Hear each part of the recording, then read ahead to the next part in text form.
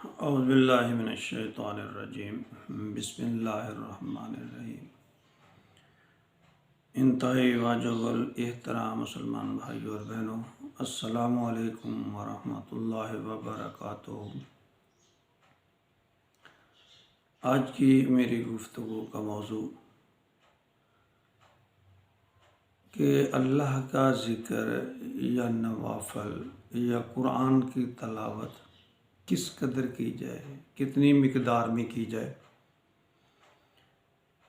میں نے کچھ لوگوں سے سنا ہے، آپ نے بھی سنا ہوگا کہ فلاں آدمی 20,000 مرتبہ ڈیلی کلمہ شریف پڑھتا ہے، فلاں آدمی فلاں بزرگ جو تھے وہ ایک رات میں 1,000 نفل روزانہ پڑھا کرتے تھے، فلاں بزرگ تھے وہ روزانہ ایک قرآن پاک کا ختم شریف کیا کرتے تھے۔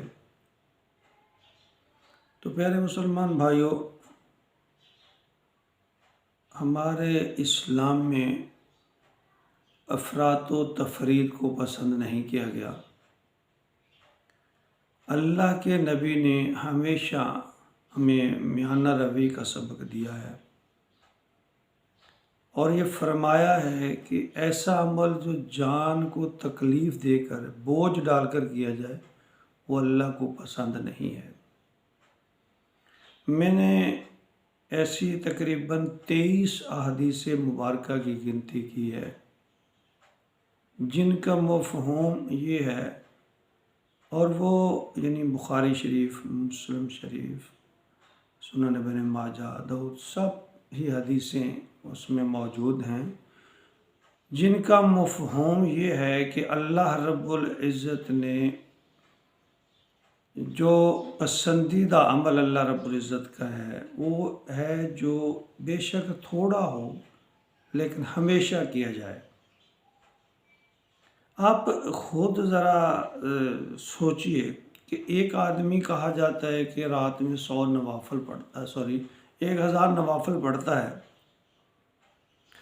تو ایک رات میں تو 1,000 منٹ بھی نہیں منتے۔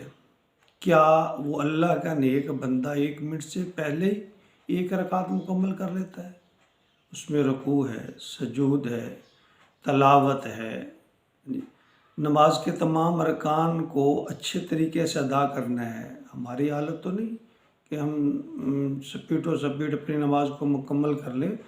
جب ایک اللہ کا بندہ، نیک بندہ، بزرگ ہوگا تو خشوع و خضوع کا خیال رکھے گا، پوری نماز کے اہتمام کے ساتھ ادا کرے گا، تو کیسے ممکن ہے کہ وہ آدھے منٹ میں 1 رکعت کو مکمل کر لے؟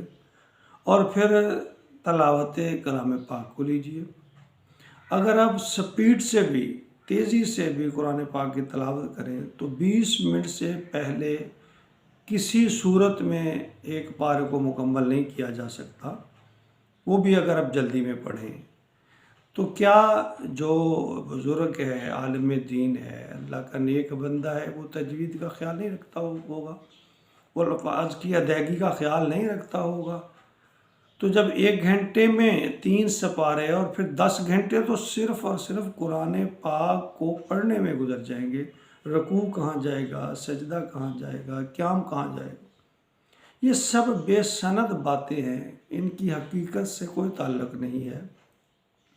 اور پھر اللہ تعالیٰ نے جب فرما دیا، نبی اکرم صلی اللہ علیہ وسلم نے اس کی تشریح فرمائی کہ اللہ تعالیٰ کو تقوی والا، اخلاص والا عمل پسند ہے، یعنی کوالٹی پسند ہے۔ اللہ کو کوالٹی پسند ہے، کوانٹیٹی کی بات نہیں ہے۔ جو نفلی عبادات ہیں اس میں اللہ رب العزت نے صرف تقوی، اخلاص، خشوع اور خضوع اس کا وزن رکھا ہے۔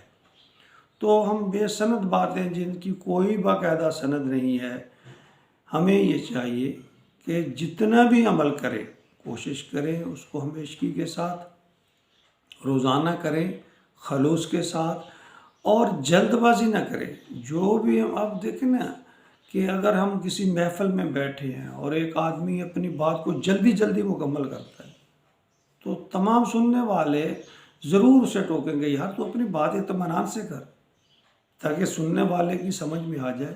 جب ایک محفل میں ایک لوگ انسان یہ پسند کرتے ہیں کہ بات کو آہستگی سے سمجھا بجھا کر کیا جائے، تو جب اللہ رب العزت کے سامنے ہم نے اپنی التجائیں پیش کرنی ہیں، ہم نے اپنی معروضات پیش کرنی ہیں، تو کیسے ممکن ہے کہ اللہ تعالیٰ آپ کے وہ ٹوٹے پھوٹے، یعنی آپ سپیٹو سپیٹ، یہ کوئی عقل بھی یہ تصور نہیں کرتی، عقل بھی نہیں مانتی۔ جب اللہ کے سامنے ذکر کرنا ہے، نفل پڑھنے ہیں یا قرآن پاک کی تلاوت کرنی ہے، بے شک وہ تھوڑی مقدار میں ہو، لیکن وہ احسن طریقے سے ہو، خشوع و خضوع کے ساتھ ہو اور اخلاص سے ہو، اور اسی چیز کا اللہ کے ہاں وزن ہے۔ اللہ تعالیٰ ہم کو ہر عبادت اخلاص کے ساتھ، تقوی کے ساتھ، خشوع و خضوع کے ساتھ کرنے کی توفیق عطا فرمائے۔ آمین یا رب العالمین۔